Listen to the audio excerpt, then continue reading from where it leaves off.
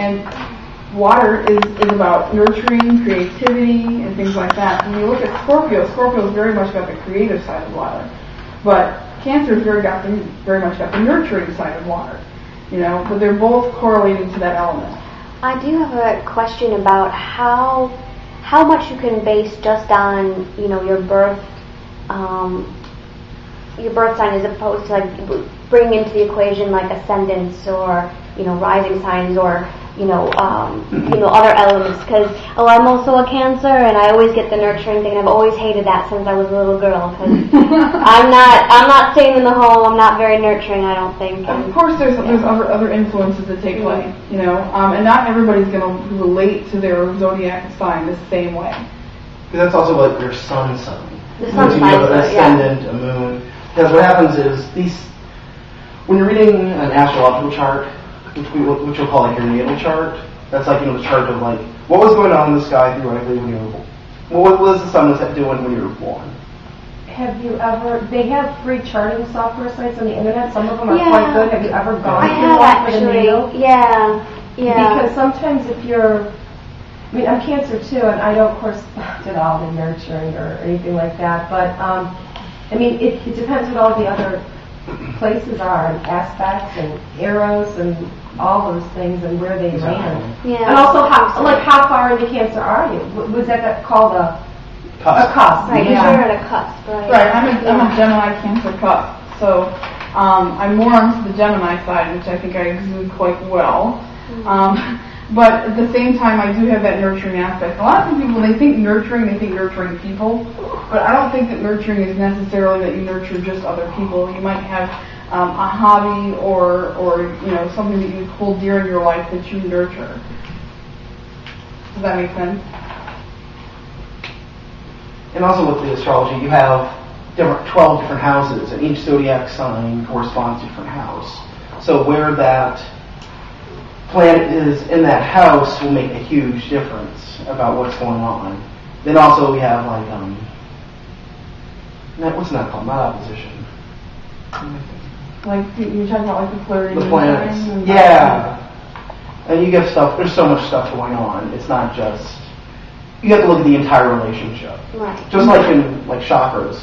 If you say, "Oh, I got a sore throat. I'm having a throat chakra problem," you might have root chakra problems because you might have a sense of, "Oh, I don't have the right to speak," which is a very root chakra thing of having a sense of self and survival. So things aren't. Yeah, good point. Things are not as simple as they may seem. Right.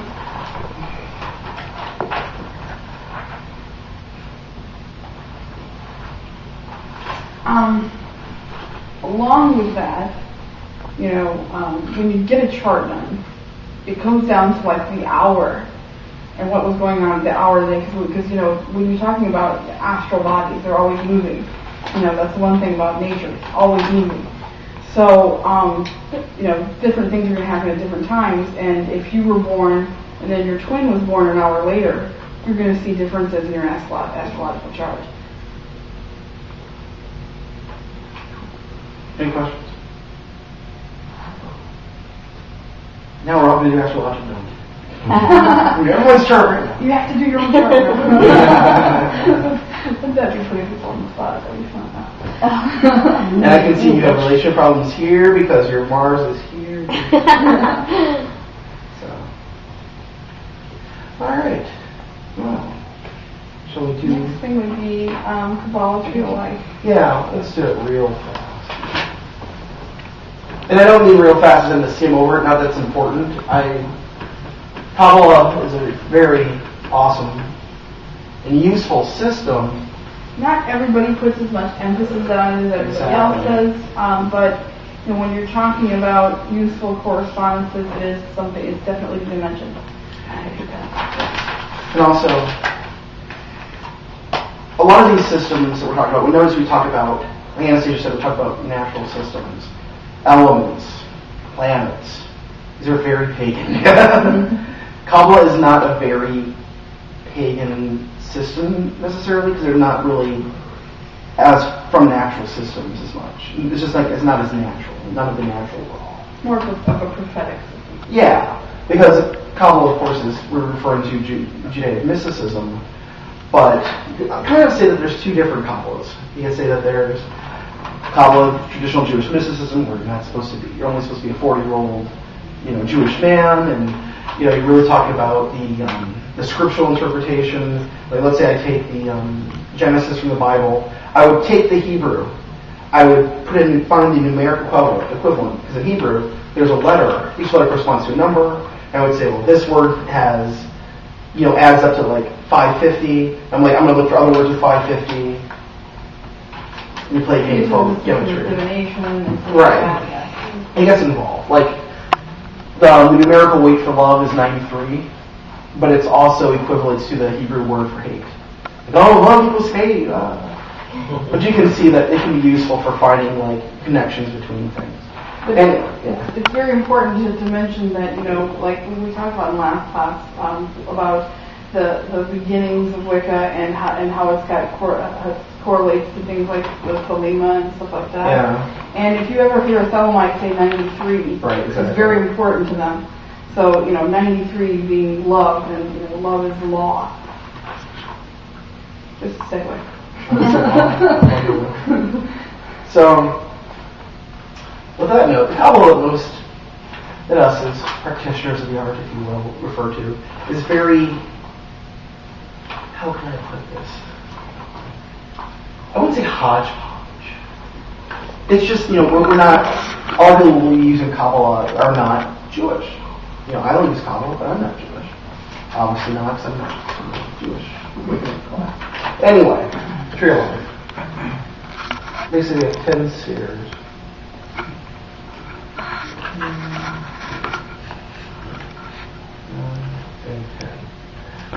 And these 10 spheres are pretty much, we refer to them as emanations.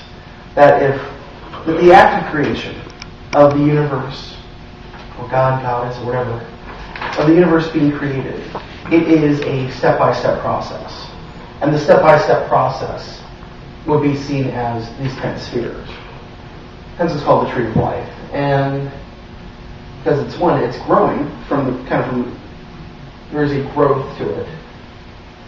But it also bridges heaven and earth, going back to abstractions and actualities. So let's see.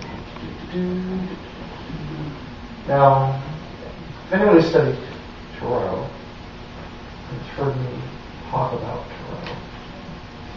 tarot, there are 22 paths, and these 22 paths will correspond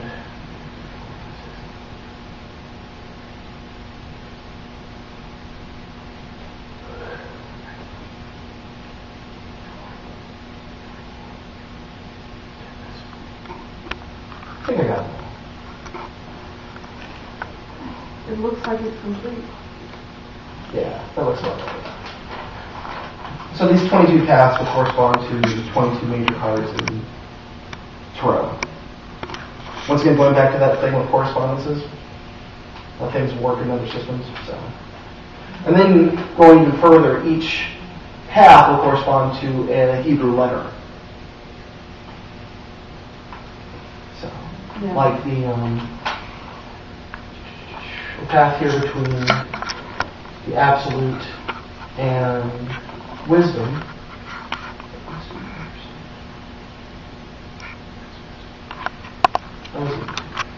Anyway, the path here corresponds to the Fool card, which corresponds to the Hebrew letter of Aleph, which is also corresponds to the element of air, which in neo-paganism is the element of beginnings.